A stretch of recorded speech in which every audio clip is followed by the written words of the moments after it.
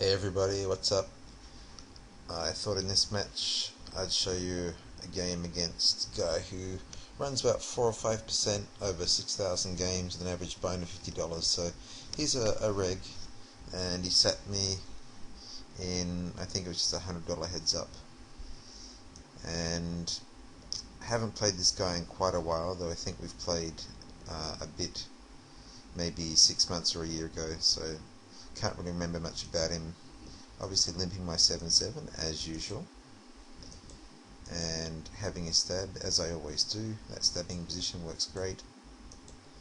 And min raise. Okay, so here's a min raiser, and as you know, if you watch my other videos, I always call these wide. And on this sort of board, if he's raised, I'm not sure what his pre-flop raising percentage is. If it was low, I'd certainly be check raising him, thinking he's got high cards. I can get the fold. And he checks behind. Now I'm going to fire because I think I'm good and I don't want him to hit an overcard or possible draw, though you wouldn't think he'd have a 6 or a 3 too often. And he calls me, and now the 6 on the river is an ugly card, because not only does it complete sort of the open-ended straight, but also puts one more overcards my 5, so I think I'm cooked here. I'm going to check fold. And he bets just 80 here. This really looks like a value bet, you know, please call me, and obviously I've decided I'm folding, so that's that. Alright, limp my 3-5, and he fires at this. Not going to do anything drastic at this stage. Can't really remember how he plays, as I said, so I'm trying to get a feel for him. Alright, he folds that one, that's good. And in that process of trying to get a feel for him, I'm going to try raising and see what happens. And he folds, that's lovely. Try another one, calls. And here, this is pretty much for my ace-4 the worst flop in the world. I mean, you know, Jack 10-9, that's going to hit either his calling range or give him a draw on his calling range, which I expect will be, you know, have at least one king or queen in it, or jack or 10 or 9. So this is just a disaster. I'm going to check it down and check it once again, and then let him have it on the river. And I think at this stage the advantage of me not getting too aggressive in a flop like this is that I am cultivating a pretty tight image, and he should be aware of that. Alright, maybe not tight as far as calling pre-flop, but tight as far as not getting too excited with my raising and c-betting. Alright, I'm going to call this a middle pair, of course. Now that he checks behind, I always bet the river here when I'm sort of this strong, because no scare card has come, so there's nothing for him to represent, so it's just basically for value. If he raises this, it would be very, very unusual. I couldn't imagine what he would have to raise this, you know, so I'm not expecting him to raise it. If he did, I'd probably consider folding. I think he's done something pretty tricky, like check back an ace or hit a second pair on the river or something. Alright, ace king, raise and get a fold, no worries. And obviously I'm calling here, and I am going to give up my 10-6 there. It's a paired board, the sort of board that I do like making a move on against tight aggressive guys, but for those moves to work, there's kind of one precondition, and that's that you've got a tight image. You can't be doing it all the time, so therefore the first time the paired board comes down, I'm not going to attack it. I'll be doing that later on if more paired boards come down. Right, 10-6, and being a little bit aggressive pre-flop here, which is fine. And it's kind of weird, like I'm actually losing the match, but it doesn't feel like I am, in the sense that, you know, I feel like I've been taking plenty of pots off him. Here he attacks my limp. No worries, I'll let it go. I'm not going to get too stressed or try and out sort of bluff him at this stage, still being a little bit tight. But that will change pretty soon. And nice dry flop. I could check raise him here, but I'm going to wait. My time will come. And here he bets 20 into this pot. I think I'm going to have a little crack at this. The advantage is there's not too many chips there, so I'm not really committing much, and I'll get to see what his lead is made of. I know a lot of guys have flat call, but that just invites people to fire a second barrel, and that's not what I want. So I'm going to raise there, and that worked. It took it down,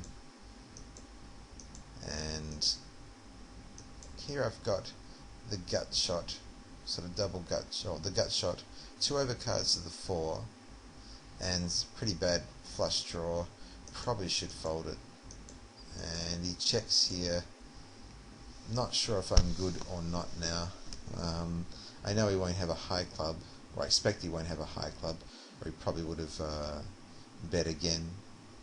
But yeah, I'll sort of control pot size, and I get called by the 9, and he hit straight as well. Yeah, that kind of sucked. Maybe I should have check folded. I don't know. It's not a big pot though. Alright. And limp in. Horrible flop. Give it up.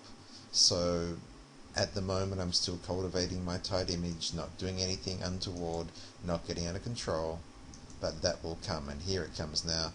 3-bet him for the first time. I don't know how many hands are in, like maybe sort of 12 or 13 hands in, haven't counted, and now I'm putting a move on him. And he folds, as I would hope. I fold the next one, 5-2. And I'm not going to do anything again too quickly. In fact, I'll fold my 8-3, not a great hand. And now limp.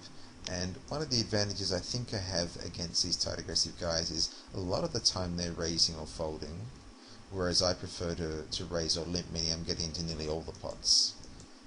Alright, have a stab here, and that works. And 3-bet him again. This is the second time, and it's the second time it's worked, so that's lovely. He looks pretty tight, sort of, as far as tight aggressive guys goes, he's on the tight side of tight aggressive. Alright, limp, and this looks like a lovely flop. Bet and get called, and that's a perfect turn card. Not sure what he's got here, but I think if he could call the flop, he should certainly be able to call the turn here. I mean, not much has changed, but unfortunately he folds. I think he just sort of floated me on spec there just to see what was going to come. Alright, min raise from him, call, and miss. And I think, you know, I've been busy enough. No need for me to make any silly moves here. Alright, check it behind.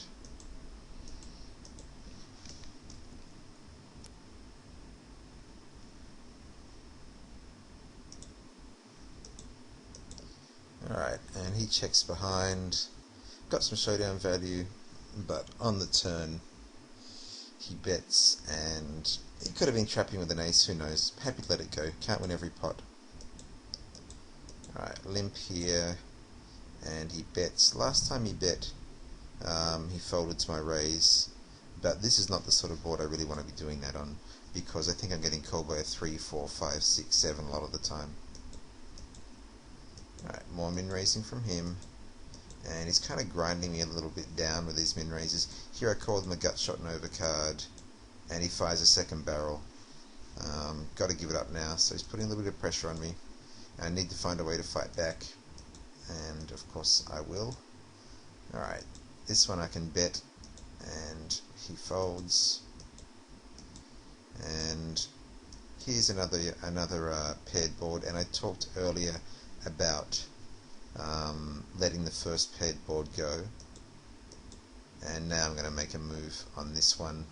I think, you know, I've got a little bit of credibility, and if he calls, good chance he won't have a queen. He might call on an ace, and I can possibly hit or fire a second barrel.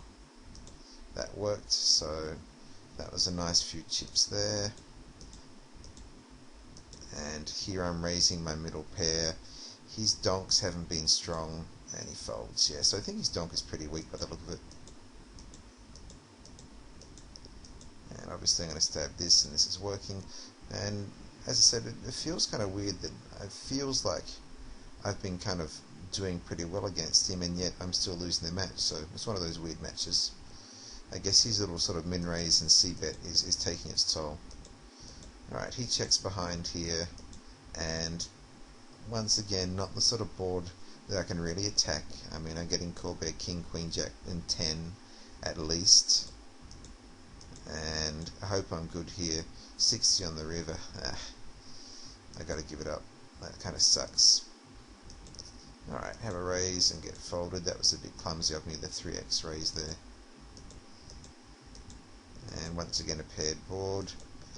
And I'm going to flat this one, play a little bit differently. I check raised him on the previous one.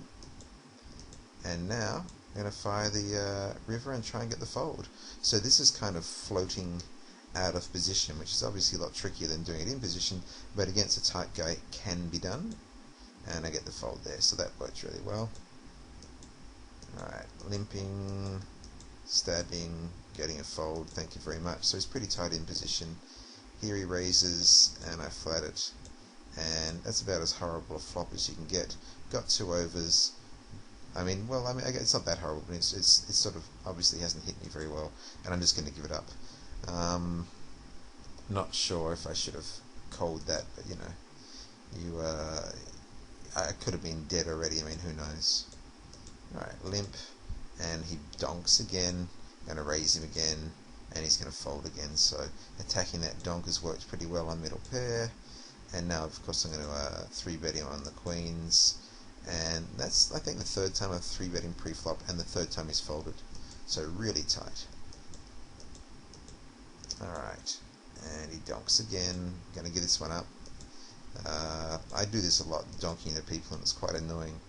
Pretty bad flop for my 2s, and I'm not going to compete here because I'm getting called so often on sort of clubs, hands like 5, 6, 7s, 8s, 9s, 10s, jacks, you know, the gut shots and so on. So yeah, not a good board to attack him on. Board texture's so important. Alright, limping, betting, get called, and that's a pretty bad turn. I'll check it, and now I can check behind, and he had middle pair. So he's been donking on weaker hands and middle pair, I think. And then checked the middle pair. I fold that. And I try a little raise here to get a fold. That works. I probably should be more aggressive against him pre-flop, I guess. Alright, here we've got a gut shot and a pretty bad flush draw. And that's good enough to take it down. Betting in position for the win. If you learn nothing off my videos, at least learn to bet in position when people check to you. It works so well. And 9-2, I hate 2s, and I seem to be getting a lot of them some days. Alright, getting more aggressive pre-flop, and he's folding. I think he's folded to nearly all of my raises so far, which is lovely. And my plan at this stage is hopefully to grind him down just by being a little bit more aggressive than him. You know, the 3-bets and check raises on the dry boards, and I'll hopefully increase my pre-flop aggression as well. Alright, limping, and he attacks that. Pretty easy to get out of the way of 4x when you're sitting there with 8-4 off suit.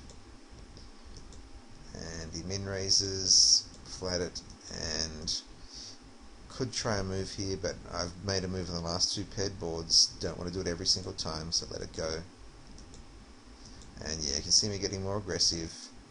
And he's a tight, aggressive player, so I'm going to c-bet, make it difficult for him, and he lets it go, so that worked out well. And I fold the next hand, and the next one with 2-4. Flat my 2s. Haven't hit any of these, unfortunately. I've had 2s a few times and haven't hit a board with them. And obviously I'm going to bet here, as I always do. And yeah, I mean, I'm not getting far, but I sort of haven't hit many hands either. Here I 3-bet 10-2. Nice, decent 3-bet size. Get him to fold. And I guess really the 3-bets are keeping me in. I'm not hitting a whole bunch of flops or anything. It's not like I'm coolering him. Here I should probably raise him, but I choose to fold just because his donks have always been weak. And I think that's something I didn't really notice till now when I'm making the video, just how often he donked out and was weak.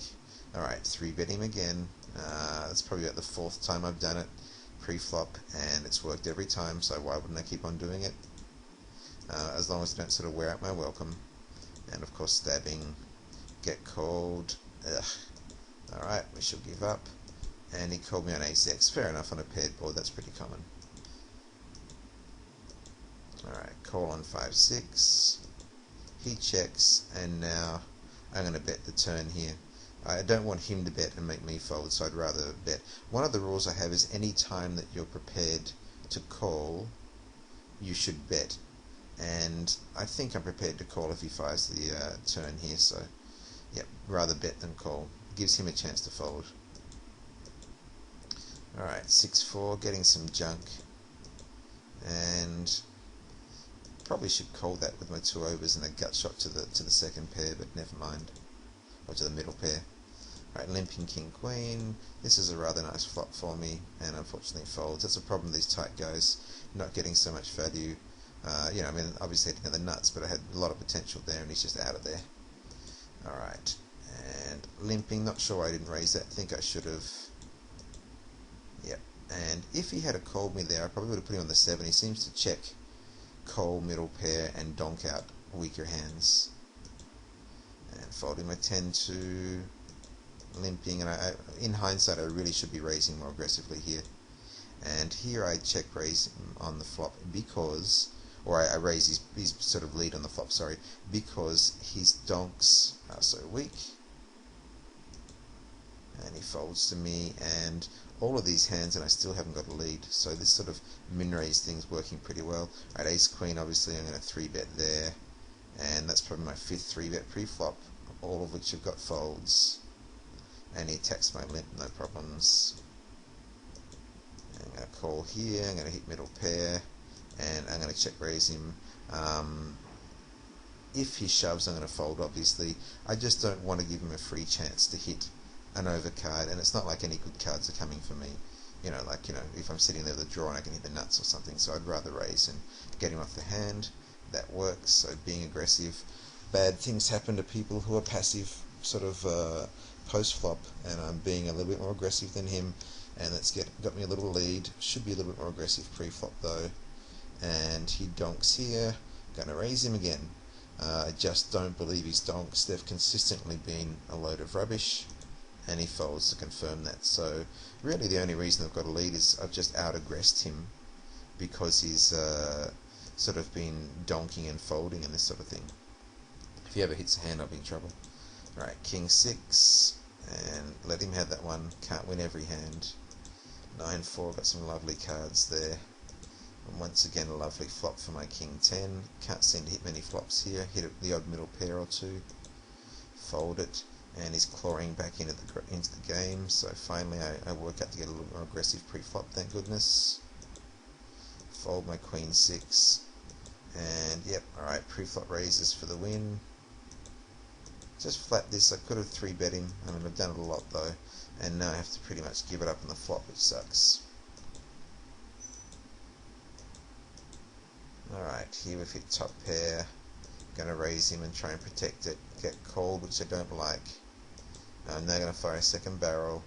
Probably a bit small. Probably should have tried 250 and get called, and that's a pretty bad card.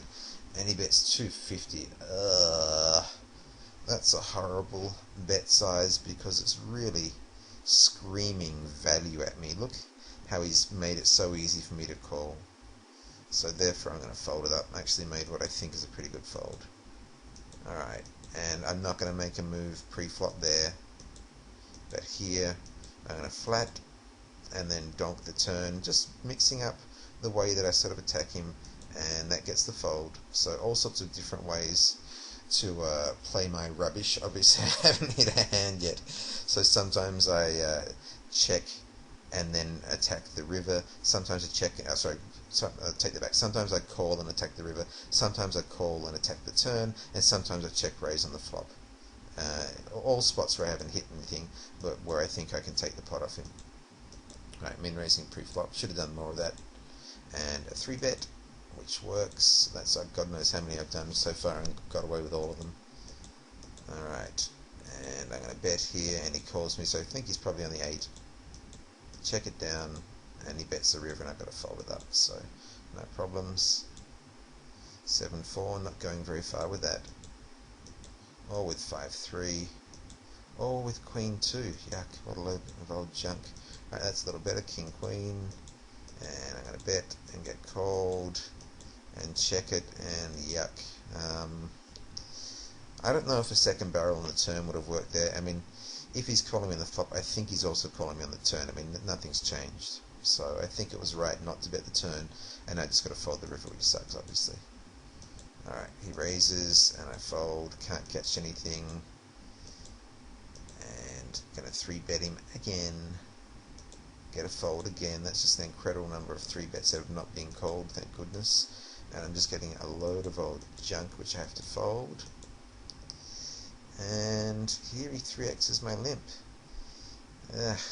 He's done this the third time. I think I'm going to call on King 10. That's not a bad flop. Please bet. And he checks. I'm going to check behind, give him a chance. And that's a pretty bad card because obviously it's going to slow down the action here. And he folds. Man, I can't believe that I call his 3x pre-flop raise and get 0 action when I hit the nuts. That sucks. Alright, 10-3, gonna let it go.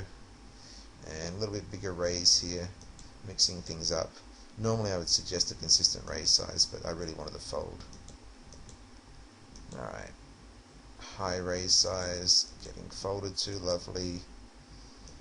I'm going to call this, and that's about as bad a flop. So I hit one huge flop on the King 10 hand, and not much else by the field, from the way this match is going. I think the stealing is keeping me in it. Ace-ace, and I'm going to limp. He has attacked my limps a little bit, and that didn't work. And he leads, which is weak, and folds. Alright, calling on Jack 8, hit top pair, thank you. And I shove it. If he's got a better jack, he wins. Simple as that. But I don't really want to see a queen, king, ace, club, or all sorts of hands. It's not the best shove, I have to agree. I mean, I could have probably just raised and done this and got the same result. But last time I raised him on top pair, he called me and ended up taking it down on the river. So I'm going to shove it, and that's that. Blinds are big. It's a big pot. Right, limping. If he raises, I'll probably shove. He doesn't, but he does donk, and this time I call him, thinking I can take it off him, and not when he fires a second barrel. I can't. So meh. That didn't work. Fold my 2-5 and raise. Raise size is pretty big, but he's not punishing me by shoving over the top of it, so it's all good. Here I choose to 3-bet him again for, you know, I don't know how many times then, it's 6 or 7 times, and for the first time he calls. Ugh, this is horrible. There's 600 chips sitting there, and I just shove it on the flop because it's a dry flop. Might not be the best move. I mean, obviously if he's got any jack, I'm now dead. But in such a dry flop, I think I'm getting a fold an awful lot of the time. And he folds, thank goodness. Might have been a fraction spewy, and if he had called that, I would have been, you know, that would have been the end of the match. But never mind, it worked. Alright, limp, nice, and gonna flat him. Bet the turn, just in case he's got a little flush draw or something like 7-9 or something like that, and I'm going to hit a miracle. Alright, make him pay for it at least. Fold my 5-4. Min raise, tried limping the aces, didn't work. And we've got a 2-1 lead on him, so that little bit of spew helped. I guess what I'm really trying to get across is, if you have a tight enough image, you're going to get away with a little bit of spew, a little bit of sort of loose, aggressive play now and again. If your image is not tight, then you're going to get caught. So I have cultivated a fairly tight image in different spots here, and that's helped. Alright, that's that hand over. Min raising here, getting the fold, and he limps. Horrible old flop, which he takes off me. And fold my jack 2. Seem to have had a lot of 2s. And fold my jack 7. And my 7-2. What a load of junk I've had this match. Here he shoves. And for a split second I was tempted to call this, and then I thought, no. This is his first shove of the match. He's going to turn up, looks like to me, like a low pocket pair. I don't really want to be flipping. I think I can do better than that. So I fold it. That was, you know, I mean, in hindsight, a pretty easy fold. At the time I was like hovering for a couple of seconds. Alright, keep the pressure pre-flop. If I could play this match again, I would definitely have more pre-flop pressure against this guy. Not in the 3-betting sense, but raising for my button. Alright, fold my 10-5. And min raise, and pocket eights, shoves again, got to call this. You know, he could easily have a lower pair, and he just does. And my eights hold, and that's the end of the match. So what I would hope that you take from this one would be the idea of having a fairly tight image and exploiting these tight aggressive guys by sort of spewing, but selectively. You know, not doing it every hand, spacing it out, and that'll keep you in the match until you finally catch a hand. So until the next one, I hope you run good.